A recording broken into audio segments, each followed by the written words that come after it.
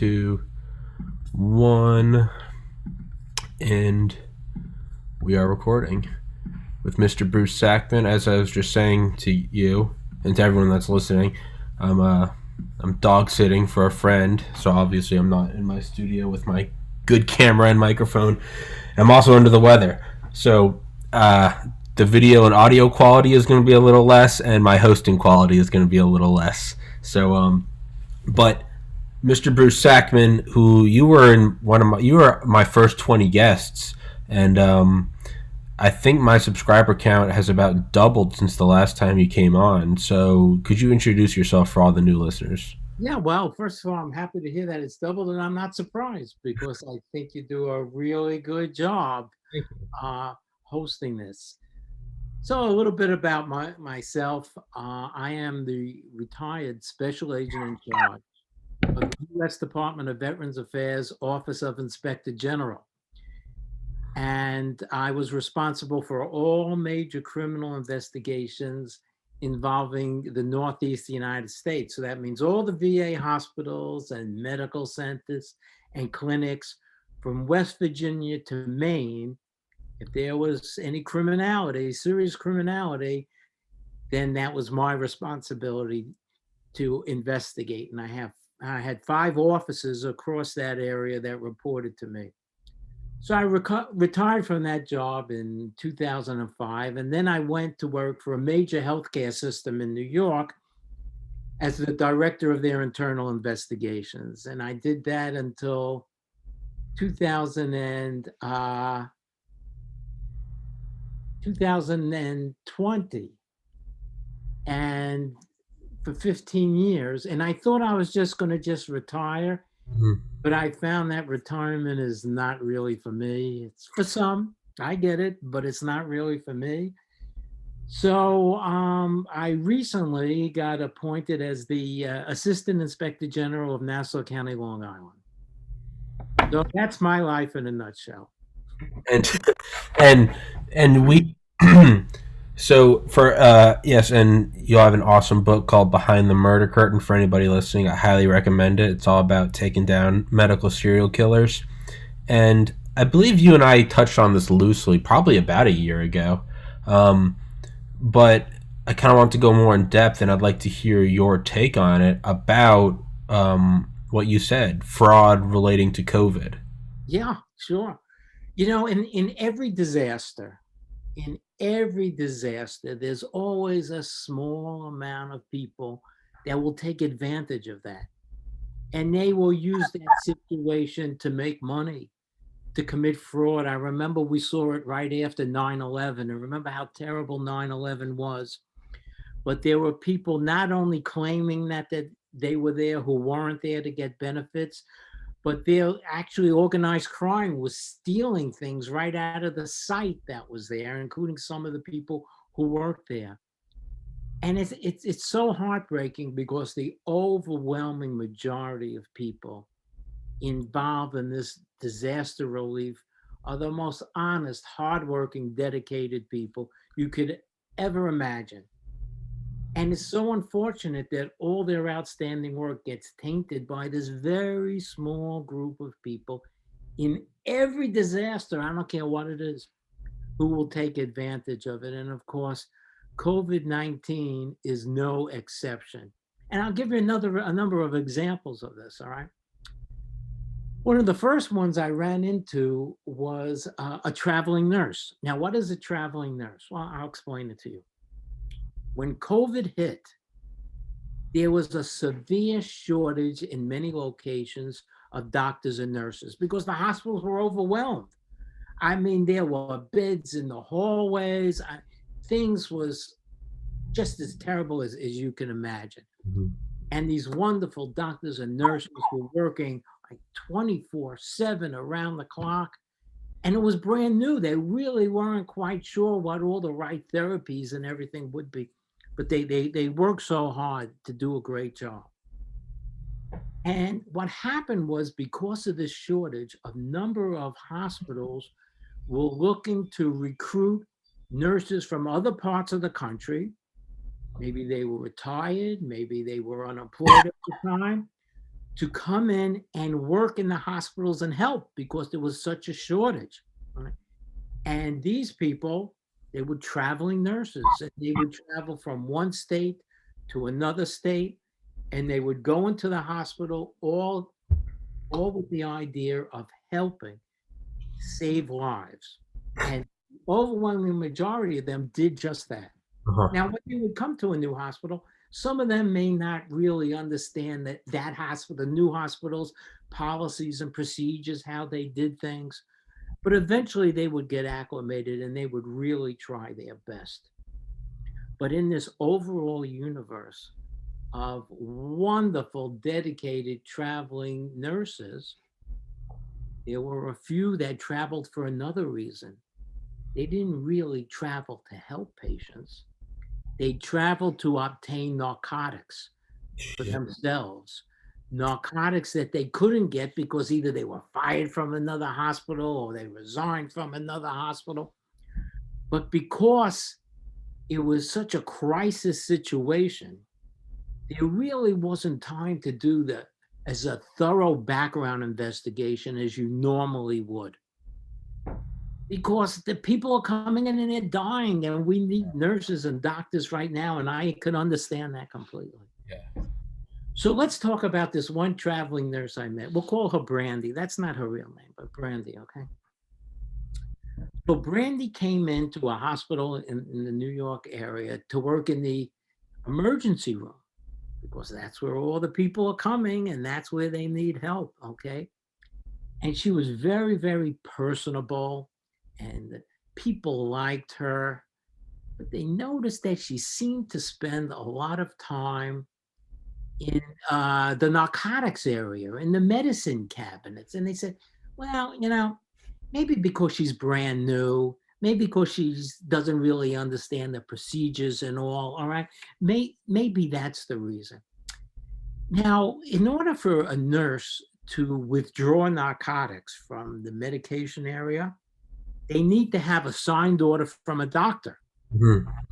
So a doctor has to, so let's say Dr. Bruce has to say, all right, morphine is the right drug. Here's a prescription. Go get your morphine, because the nurses administer the drugs, not the doctors, but the doctors write the orders. Now, the only exception to that is if there's an actual emergency. Let's say there's an emergency and no doctors around, and you have to get the drug for that patient. It's a must. So you go into the electronic system, all right, and you indicate that it's an emergency, and you withdraw the drugs. And the drugs come from this machine, kind of looks like a giant Pez dispenser for drugs. You put in your code and a little tray comes out and you take out the drugs, and then you indicate who the patient was, who the doctor was that gave the order, Mhm. and if there is no doctor, there's an emergency. Now, what happens if you withdrew the drugs and you thought that you needed it for an emergency, but it turned out you didn't need it? So do you return the drugs to the cabinet? No. What Yeah. you're supposed to do is waste the drugs. And there's supposed to be a witness. So once you take that emergency drug out, it's supposed to be wasted either in the sink or other special areas they have. And somebody's supposed to witness that it was wasted. It's a good system when it works. So what happened was that she went into the system, and I want to read to you exactly what she did here. This is from one of my old reports, right? So she enters these overrides in the system claiming it's an emergency for these drugs, all right? Hydromorphone, morphine, fentanyl, diazepam, midazolam, propofol, and diphenhydramine. A total of 11 vials and or syringes from the emergency department were identified as having been potentially manipulated due to tops missing or visible puncture holes. And I'll explain this to you in a minute. When tested at the hospital pharmacy, these vial syringes contain less than the label amount of volume. Testing determined that the drugs had been replaced with sodium chloride. What'd she do? She'd go in, she'd take out the drug, she'd walk around with 2 syringes, Mhm. all right? She would take out the drugs from one syringe, and the other syringe she had was a saline solution, and she would put it back in there and put it back in the drawer. And finally, some nurses realized this. Right? Nurses had realized this, and they called me. And that's when I hopped in my car and drove to the hospital and met Brandy, the traveling nurse. Jesus. And Brandy, the traveling nurse, not only took these drugs for herself, but remember the patients now who were supposed to get these drugs weren't really getting the drugs they thought they were getting. They were getting the saline solution that she had inserted back in the vials. That's Okay. that's another level of right. It's one thing if you're stealing drugs, right? It's like okay, everyone has their demons, and that's not obviously not good. It's theft, but man, now it turns from a victimless crime to now now And someone's not getting. Then you're only getting a syringe of morphine if things aren't going too well, right? And now you're taking that from them. I know. And so she finally admitted this to me, what she did. And then she told me this is not the first time she did this, because she did this in Missouri, where she came from. But she was about to get fired, but she quit. So there were no charges leveled against her, nothing. So when we took this statement from her, the first thing I did was call up the local narcotics prosecutor in New York and said, "Hey, this woman needs to be arrested." And the response was, "You're right, Bruce. But here's the problem. All my detectives are out with COVID-19. Jesus. They're all sick. There's nobody available. And even if we did arrest her under the new New York State bail guidelines, she'd be released on bail anyway. So we can't get to it now, Bruce. And oh, by the way, the courts are closed anyway because of Yeah. COVID. So she left. And after that is when I left working. I don't know what happened to her. As far as I know, she could be working in another hospital right now as we speak. Probably exactly what she's doing. Why would she be doing And anything other than now that? I heard eventually the prosecutor decided to file charges and go after her, but I don't know what happened. I don't know if they ever pursued it. I don't know if they ever followed her. But this is an example of how many wonderful nurses traveled, left their homes to help people. And here's an example of someone who said, "Eureka, now I have an opportunity Yeah. to steal drugs, just like I did the last time Yeah. when I was in Missouri because of this crisis." Yeah. And she actually took drugs during the crisis when staff was busier than ever, the hospital was busier than ever, and they had more sick patients than ever. It's there are stories of defense contractors in World War II selling defective rifles to the US. Like US based companies selling defective rifles to Uncle Sam. So these guys are storming Okinawa with a gun that doesn't shoot. I mean, it exists. Oh, it did. It did. Hey, look, you know what? The whole false claim law, that you talk about. This is a way where it actually goes back to the Civil War, but it's interesting you mentioned that. Back in the Civil War, the Union Army was getting all kinds of defective equipment. All right. From these vendors that really didn't care. They just wanted to make money. So Congress adapted something called the False Claims Act, which in essence says if you defraud the government, you are guilty of this crime on a criminal basis, but there's also civil charges, and the government could go after you for treble damages. So if you defraud the government of $100,000, they could go after that $100,000 plus add 3 times that amount to the amount of money that you owe. But there's something even better with the False Claims Act.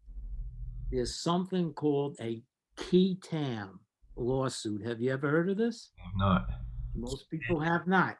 It's spelled Quitam. Okay. Actually goes back to English common law.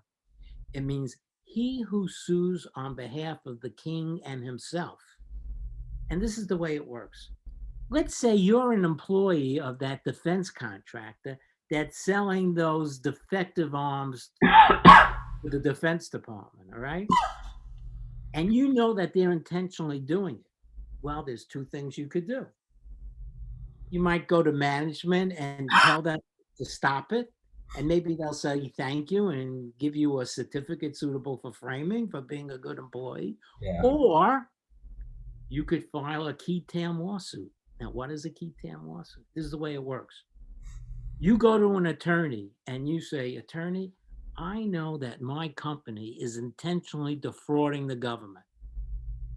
I know that they're intentionally producing substandard products to the Department of Defense, to a hospital, any government institution. It doesn't make a difference. And this is how they do it. And you lay out the steps because you're the inside guy. You know how it works, right? The lawyer will then go to federal court and under seal, which means it's like a secret lawsuit, under seal, will file a key tam lawsuit. And that key tam lawsuit lays out the allegations that you just came forward with by saying how your company is defrauding the government. Then the government has a couple of options. They could pursue the case criminally, civilly, both, or not pursue the case at all. The interesting thing is, if they pursue the case and if you win, if the government wins, you can collect up to 25% of all the money that was collected by the federal government as a fee, Oh, holy shit. right? Okay. Now, when I was at the VA, I had 7 of these cases ongoing involving the VA and VA contractors. One of them involved a pharmaceutical company that was involved in something called off-label drug marketing. And this is what off-label drug marketing is. Let's say the FDA approves a certain drug, but it's just for one particular ailment. All right. So let's say let's say it's for a sinus condition, all right, and the FDA approves the drugs for that, but the manufacturer is convinced that the drug is good for many other things. Well, it's also good for hair loss, and it's also good for sexual dysfunction. It's good for all this. So what they do is they will market that drug to doctors, not only for what the FDA approved, the sinus condition, but for all these other ailments that the drug company is convinced or wants to convince the doctors that they're good for. Mhm. All right. And that's called off label drug marketing. And that's against the law because you're marketing a product for something the FDA did not approve its purpose for. Okay. I had one of those cases. And the person who filed the lawsuit, they're called the relator. So if you file the lawsuit, you're the relator. The relator got $25 million as a reward for relating that case to us. $25 million. In fact, I was just involved in one of my current job where somebody saw that a vendor was cheating the government and they got about $150,000 for their role. So if you ever see these commercials on TV, they say, if you know about any fraud against the government, against the hospital system, against the Department of Defense or any government agency, contact our lawyers. We are the whistleblower experts, and we will file this key tam lawsuit for you. It's incredible. It's great for the relator. It's great for the government because the government wouldn't know about these frauds if people don't come forth and tell us. So it works all around. It's a fascinating, fascinating thing called QUITAM, QUITAM. So, all right. So the real smart job move is go get a job at a defense contractor. Keep an eye out. Or man, if you really wanted to get tricky, you could try to, without a footprint, try to get your company to start taking shortcuts. And Well, you got to be careful because if you're an active part of the fraud, then you're not going to get any I money. know. It would be delicate. It would be a delicate process. But man, It if you is, but if you and it doesn't have to be just defense. Remember, any government agency, any government, and a lot of states even have their own state version of key terms. All right, so any fraud against the government, any government agency, if you know about it and you could point the government in the right direction, you could do well. what's and this is we're gonna veer off for a little bit, but man, I wonder how effective Ketam is against like the Department of Defense, the black budget, for classified things or special access program things, like the stealth bomber when it was in development in like 1979. Like, what happens when there's something that is like, even the president barely knows about? Like, who's gonna go whistleblow that, right? You're gonna go tell a court, but it's gonna be that your act of telling an attorney is enough to land you in Guantanamo. You know what? I've never even thought of that. I've never run into it, but I must say that's a very interesting thing to ponder. Yeah, I mean, Very interesting thing to ponder. yeah, I mean, and there's no such thing as anonymity because if there's a program that only 100 people in the world know about, and all of a sudden they get a subpoena, they're going to be, and it's all compartmentalized. And then there's only two guys working on the landing gear, and one of them hasn't left the office. Hey, Tommy, did you go talk to an attorney this week? Oh, what are you talking about? Well, only two people in the world know about this landing gear, and now five do. So, yeah, Yeah, that's how you end up in ADX Florence or but something. you can see what an important law this is Yeah, sure. because this incentivizes people to come forth like they've never been incentivized before. Yeah, yeah. It's a wonderful, wonderful law for law enforcement and for the society in general. No, it is. It would be interesting to see an equivalent, if it doesn't already exist, be proposed or put into place within the government. So, like, a whistleblower on, like unconstitutional activities. Mm.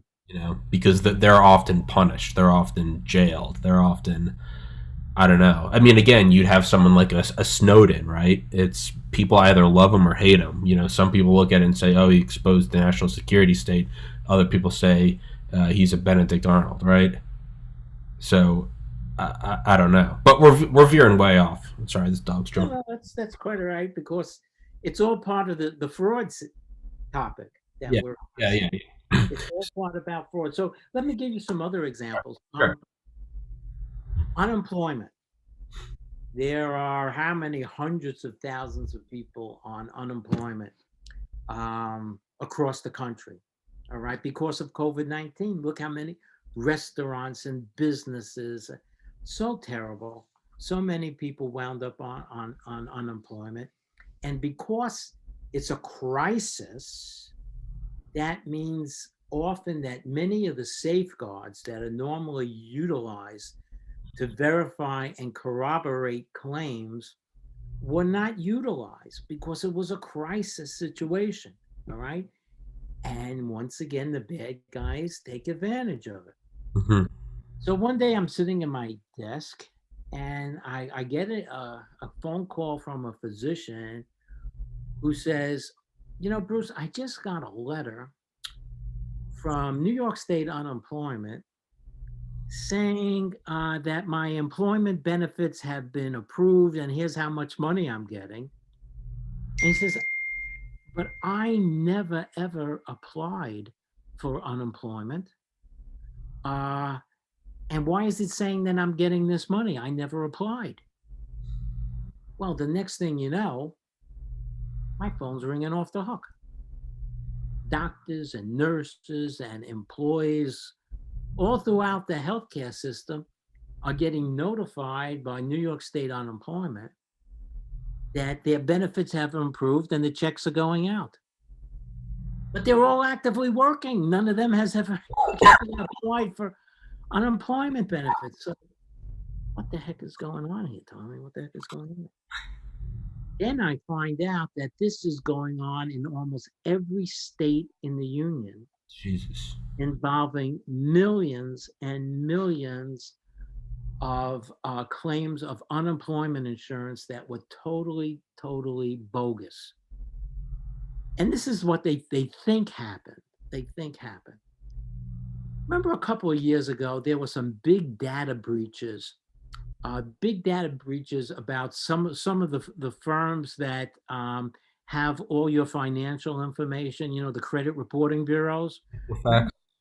There was a breach. So they believe, the law enforcement believes that result of maybe some of that breach, they got Tommy's home address, date of birth, social security number, and where he's employed.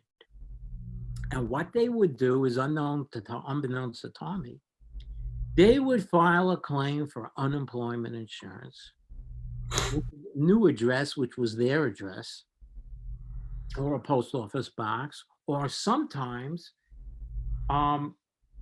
the money would be sent in in like a card, like a gift card.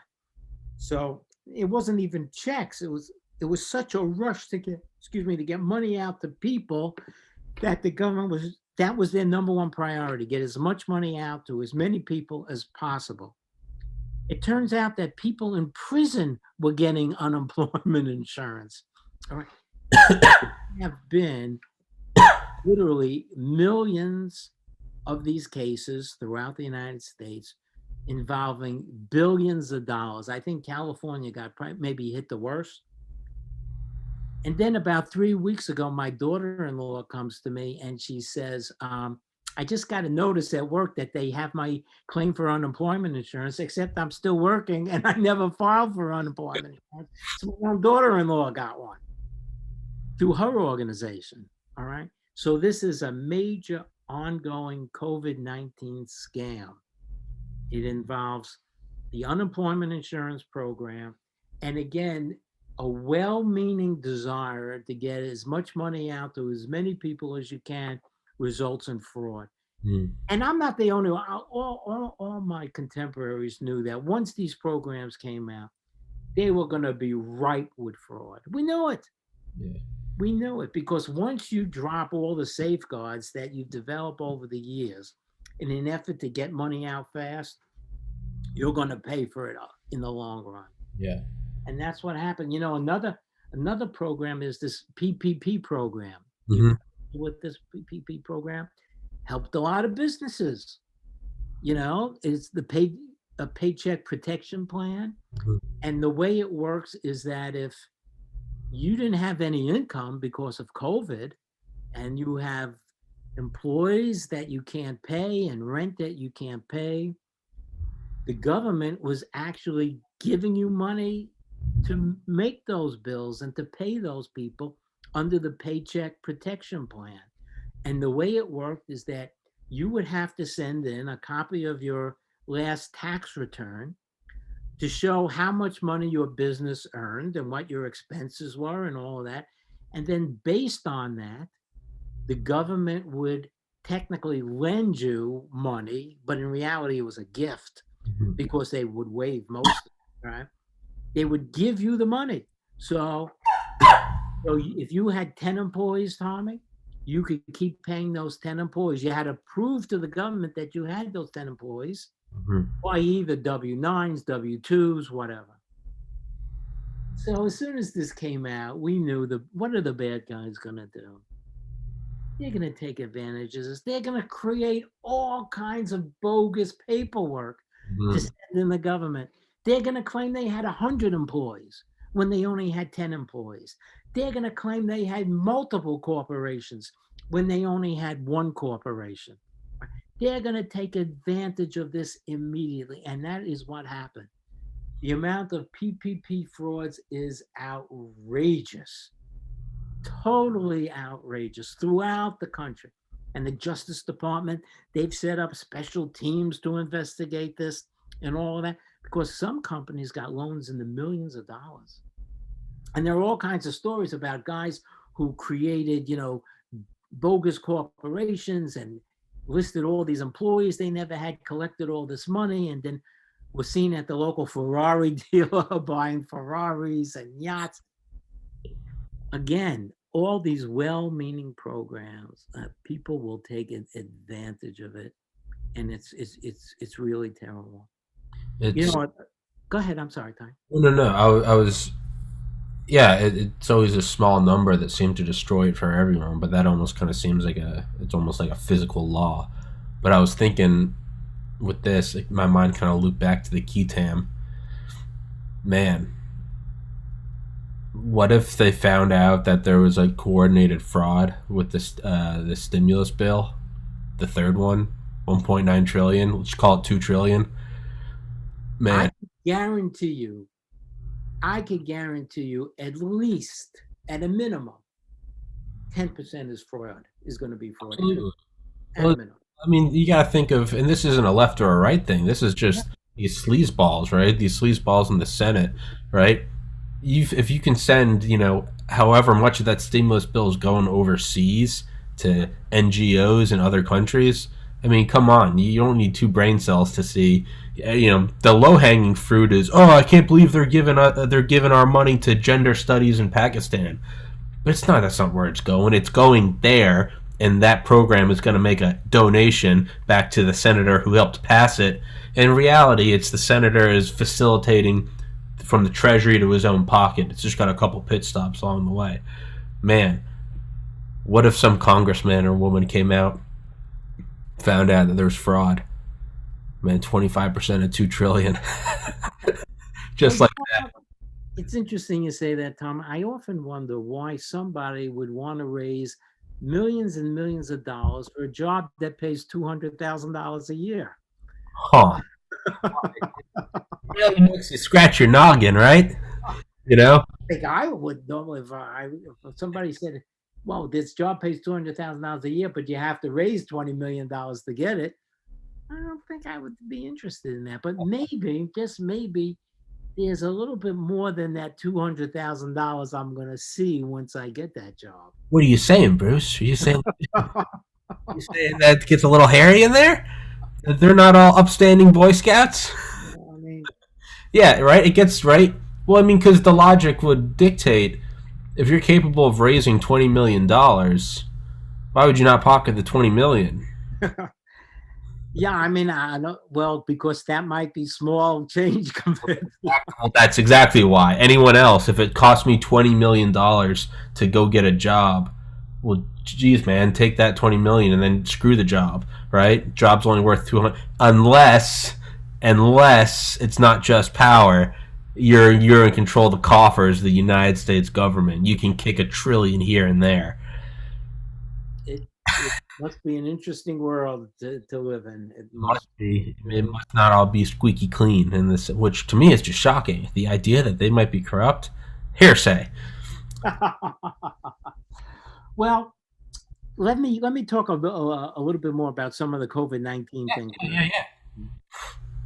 So when COVID-19 hit, all of the governments and the medical centers, they were all competing to buy this PPE, this personal protective equipment. And there were only so many vendors that had it. So the bad guy said, "Oh, here's another opportunity. Let's say that we have it, even though we don't. Yeah. Let's advertise that we have it, even though we don't. Let's get substandard products from China or God knows where, and say that they meet all these specs and guidelines and sell it as such because it was supply and demand. The demand was small. I'm sorry, the demand was huge and the supply was very, very small. So businesses, governments were calling up looking for people desperately that could supply the mask and the gowns and the shields. I know that our hospital paid probably close to 5 times what they normally would to Sure. obtain this equipment, again, because of supply and demand. So when the equipment started coming in, I went to one of our warehouses, and I've never seen so many boxes with Chinese writing on it Jesus. since, July 4th down in Chinatown.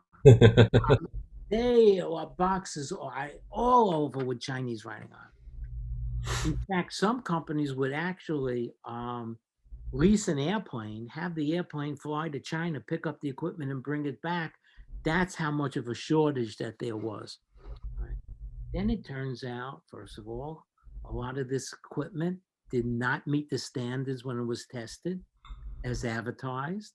So not only did we overpay for it, but we paid for things that did not meet the standards. And if it was used, did somebody actually get harmed by that? Not really sure. Not really sure. But there were companies that advertised they had like 1 million masks, and the government even contracted with them out of desperation, only to find out that the company didn't have anything, that the whole thing was bogus. They just kind of took the money and ran. So this was a really terrible example of greed during a crisis. Firms that either lied and said that their equipment met the standards that they didn't, or lied and said they had all this inventory when in fact they didn't have the inventory. Now imagine if you're one of these nurses and doctors on the front lines, and you can't get a mask, you can't get a gown, you have to keep reusing it. And the hospital just spent millions of dollars thinking they got all the right equipment, and either they didn't get what they paid for or they didn't get anything at all. Jesus. And that was a terrible, terrible part. So with all these other scams going on, you actually had these equipment scams going on during the COVID-19. So sad, so terrible, you know. Really, really a terrible Yeah. time.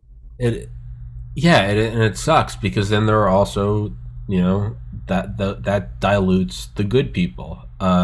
Two of my closest friends, they started their own little tech company. It's those two. They just do all the stuff that technologically illiterate people like myself can't do. Right? They go to Walmarts and Best Buys and they help them, sync up their security cameras and stuff. The point is last summer they realized that they had the same like infrastructure needed.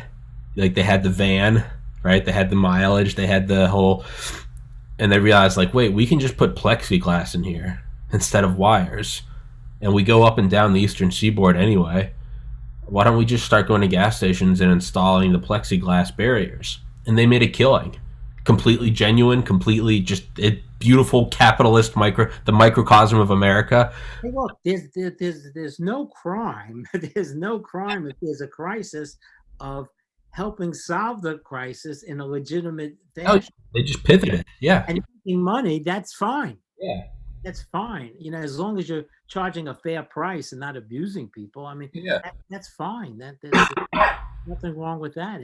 It's helping society and you're helping yourself. I mean, that's Yeah, no, it's the and then they switch back but yeah, but then you have people that just abuse it, right? You have, I mean, right, those stories of because early, like maybe like February or January 2020, there are stories of people who, back before we thought COVID was going to come here, people were selling N95s to people in China on eBay and just gouge. I mean, they're selling like $10 a pop. These guys were making hundreds of thousands of dollars, and then all of a sudden, COVID came here, and they're all like, "Oh shit!" and no one had any here. But yeah, I think that's why Amazon or eBay took that stuff down. But yeah, you, you know what else was online? There were fake cures for COVID. oh, of course. Fake cures, either some holistic medicine cure, Well, those are all fake. including I remember one case from a physician's practice out in California who claimed they had a cure and fake cures, and people would send them money and people would get ripped off because, again, during a crisis, people are searching desperately for a cure. Mhm. And if you could be convincing enough that you have the cure, people will pay money. And there were actually many, many fake cures, Oh, you know, absolutely. and sometimes there were fake emails that look like they came from the Center for Disease Control or from the World Health Organization. And in these emails, two things would happen. One, they would say, click here for instructions on how to prepare yourself for COVID-19. And when you clicked, all that would do is send malware into your computer so they could go into your computer and steal all your personal information. Mhm. and the emails looked very, very, very legit. I'm gonna tell you about one of these emails I got. It wasn't about COVID, but I got this email, and it came very convincingly when was working in healthcare. It came from the U.S. Department of Justice in Washington, D.C. And it had the same baloney and said, click here to read about this lawsuit that was filed against your medical center. Now, thank goodness I didn't click, because if I had clicked, it would have opened up our entire health, all of our medical records, our entire electronic system to hackers with the malware that they would have been put on if all I did was click that. And it was so convincing looking. It looked like it really came from the Department of Justice. So I called up one of my friends who works in the Department of Justice, and I said, hey, I just got this email, and I explained to him, and I said, it says click here. I said, is this real? And he said, Bruce, are you kidding me? I work for the real Department of Justice, and I got the same email you did. So they didn't care. They sent out millions and millions. And once you clicked, they got into the system. And God knows what they could have done. And then we're talking, ransomware and all kinds of terrible electronic crimes that have occurred, even during COVID, of course. And then, there's this whole COVID blackmail thing. I don't know if you heard about this. All of a sudden you get an email and it says, Tommy, I know your wife and your kids. I know where they work. I know where they live. Unless you send me X amount of money in Bitcoin, I'm going to have them infected with COVID-19. I have COVID-19. I've tested positive for it, and I know where they are, and I'm going to go over and I'm going to breathe on them and I'm going to touch them unless you pay me money. Could you believe that? What the Blackmail with COVID-19. Jesus Christ. Jesus. You know, Joke. and then there's also another scam where they say, look, you get an email from your state Department of Health. And they have these people that are tracking people who have COVID-19 to try to see who else they may have infected in their travels. So you'll get a letter saying that you're infected, even though you're not. You'll get a letter saying, Tommy, I'm a tracker. I'm a COVID-19 tracker for the state. And we've determined that somebody that you've dealt with said that they were with you and they've tested positive for COVID-19. We can't tell you who that person is for privacy reasons, but click here and we'll give you further instructions on what to do. So you're shitting in your pants thinking that, holy cow, this came from the state. It says I have COVID-19. Man, I better click here. And once you click there, your computer is going to be open. They're going to have all your personal information and everything else. See, people stay up nights thinking about this stuff, Tom. It's the How amount can of you make ingenuity, money during a tragedy? the amount of ingenuity and work ethic that goes into creating these scams. Like if you just guided that work ethic and drive to like creating your own company, you'd probably be well off. And you know what? There's emails asking for donations to charities, involving COVID. You know, there are many seniors in nursing homes that got inflicted with COVID, and the nursing homes and these poor people, they don't have enough money for health care. They don't have enough money to buy computers so they could talk to their grandkids. So if you please donate to this charity, we will help the seniors in these homes get the devices they need so they communicate with their family. And they show some old guy and his kids are outside waving to him because they can't come in the nursing home and they want donations from you. And Americans are very generous. I mean, we see this every day. My God, how generous we are. So they go into this and they buy this. Of course, it never happens. It's all just a ruse. all just the roost to take money. I wonder how many. I wonder how many traveling nurses have attempted to steal vaccine doses with the two syringes. Who knows? Who knows? Look, we know that the governor of New York actually sent some of his top physicians to his family members and close associates to personally vaccinate them. I didn't know that. Yeah, yeah. Google it. You'll see. It's in. So look, I'm sure it's happened. You Have know, you I'm have sure you it's seen the happened. movie Contagion? Yes. It's a with Matt Damon. I didn't watch that until COVID broke. I think I watched it in like April, but that Mhm. movie came out several like 10 years ago. Right. They nailed it.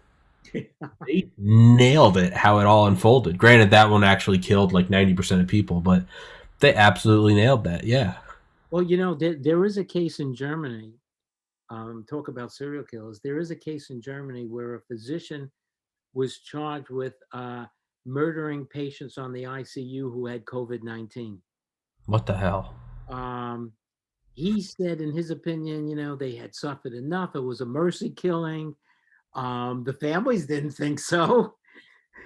So he's been charged, and we'll see what happens with that. But there were at least two, and they're investigating more patients who are on the ICU that were their lives were terminated by this physician in Germany. We'll see where that one goes. Watching that closely, we'll see where that one goes. Jesus. I think you and I spoke about this last year, and we just kind of floated it, and we kind of floated it as a conspiracy, which is what it is. This is all wild speculation, not based on fact. But trying to tie in your expertise in your career of busting medical serial killers who got off to making people suffer, could could COVID theoretically be? Could this just be that? Could this be an arson that finally started a forest fire? Is there one of these functioning psychopaths that just happens to be a bioweapons researcher, and they're getting their fix every day?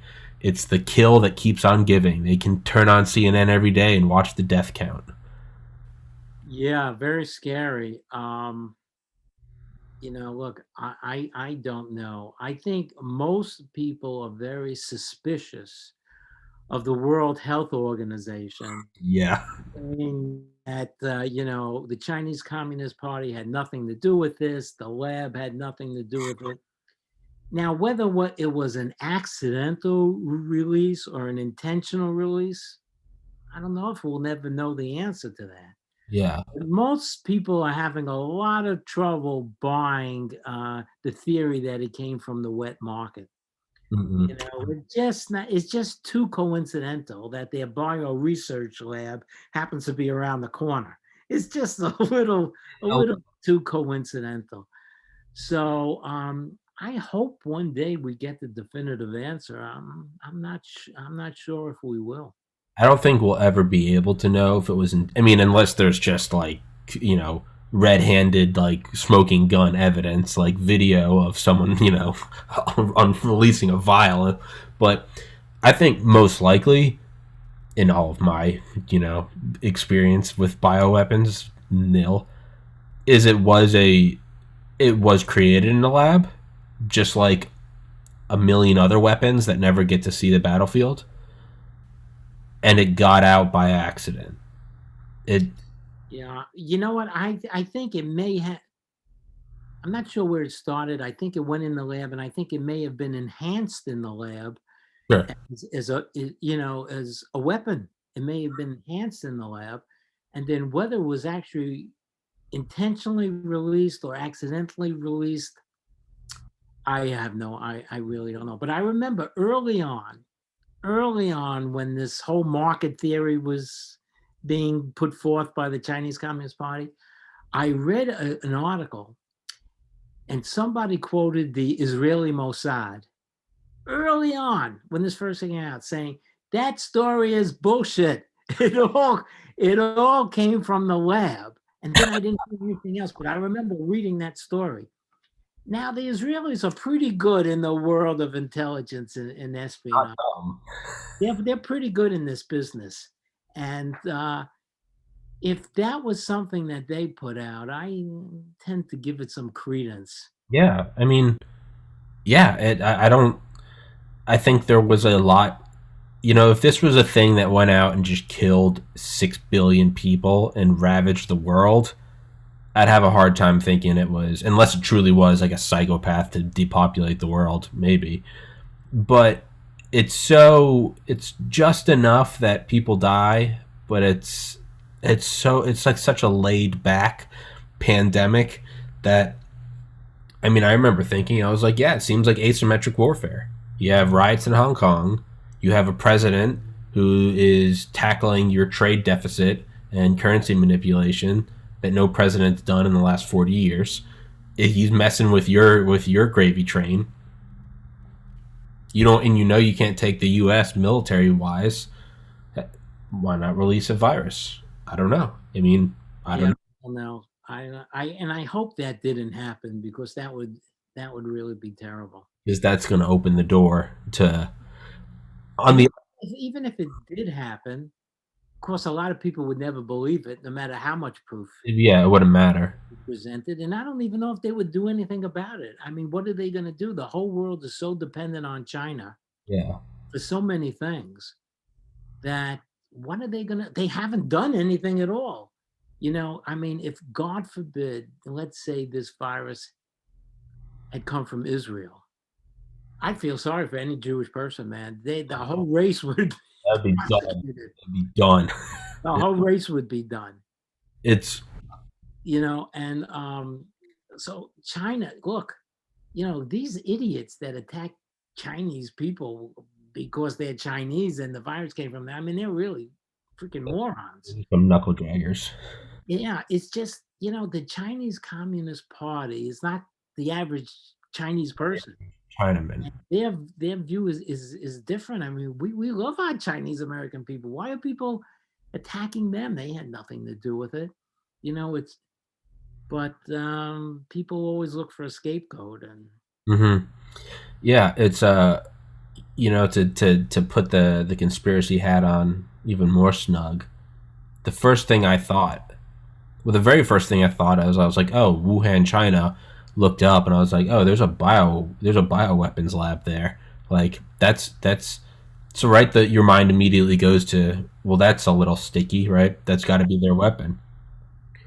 But then I began thinking, man, it's almost a little too obvious, right? It would be like if a virus, every day in middle school when my mom would drop us off, we actually went by the CDC in Atlanta. no, If a virus came out within 5 miles of the CDC, I mean, it doesn't take more than 5 brain cells for anyone in the world to go, that's an American weapon. So if it's so obvious, to me at least, it begs the question: was it not China? Was it us? Was it Russia? Was it Israel? And you go release, right? It's like if there's a picnic and you walked over next to it and then farted quietly and walked away.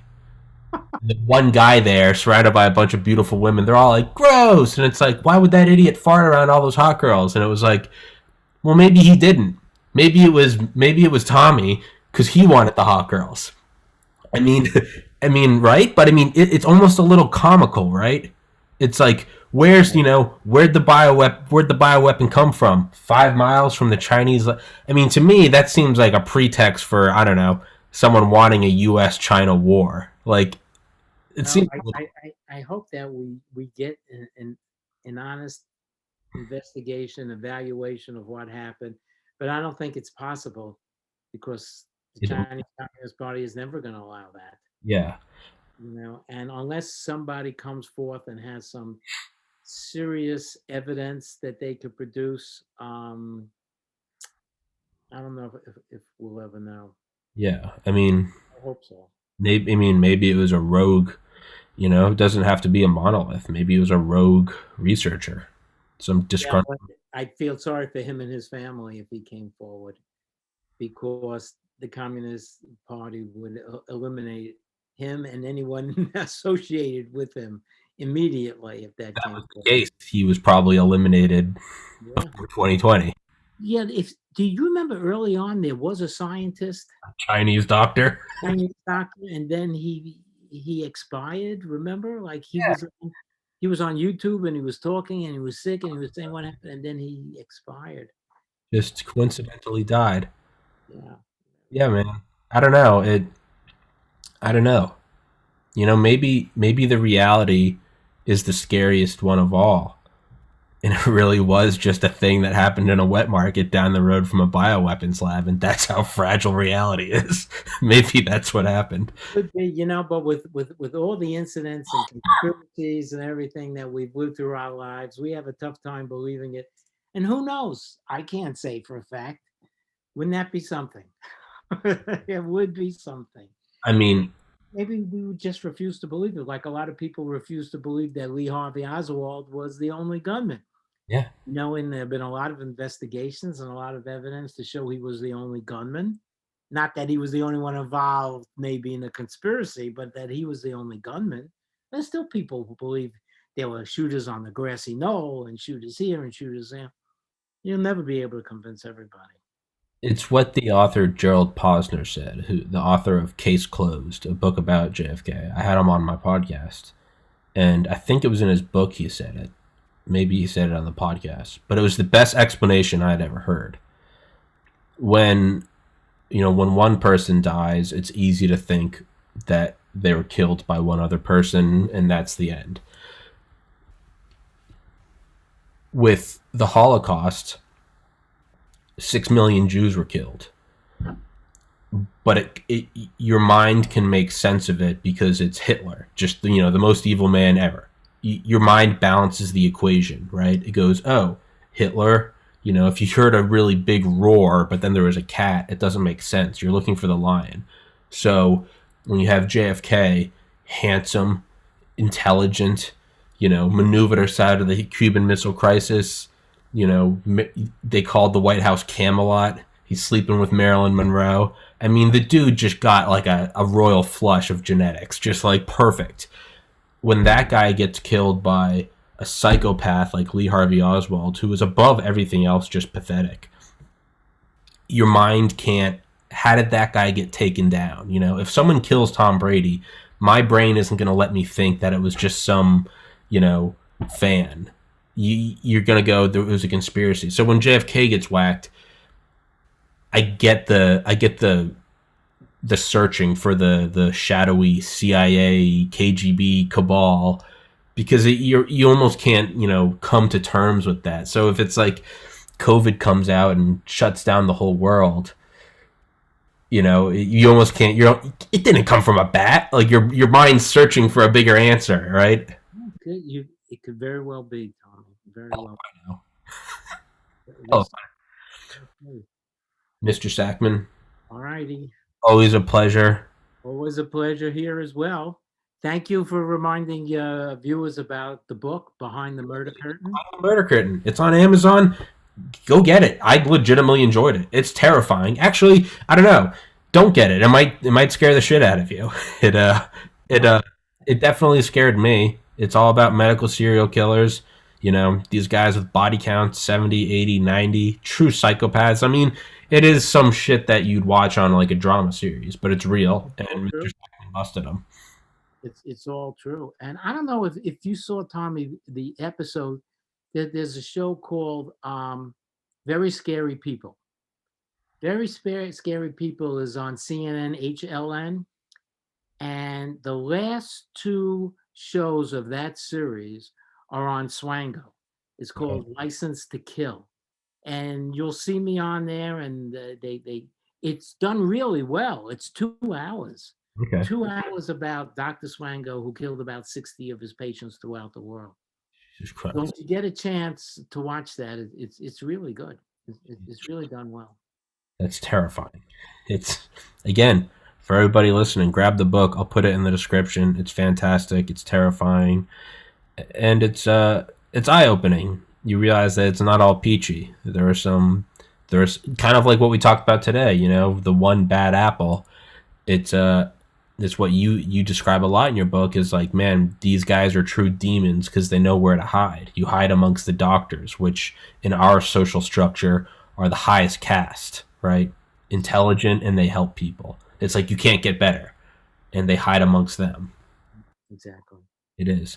All Well, right. Thanks. Thank you very much, Tommy. Always a pleasure. of course, my man. Let's wrap this one up. And in conclusion, we have no idea where COVID came from. So if anyone was hoping for our thesis, that's it. We don't know. The thesis is go buy the book and don't steal narcotics. That's all I take away from this. All right. Tommy, be well. Thank you so much. God bless. Take care.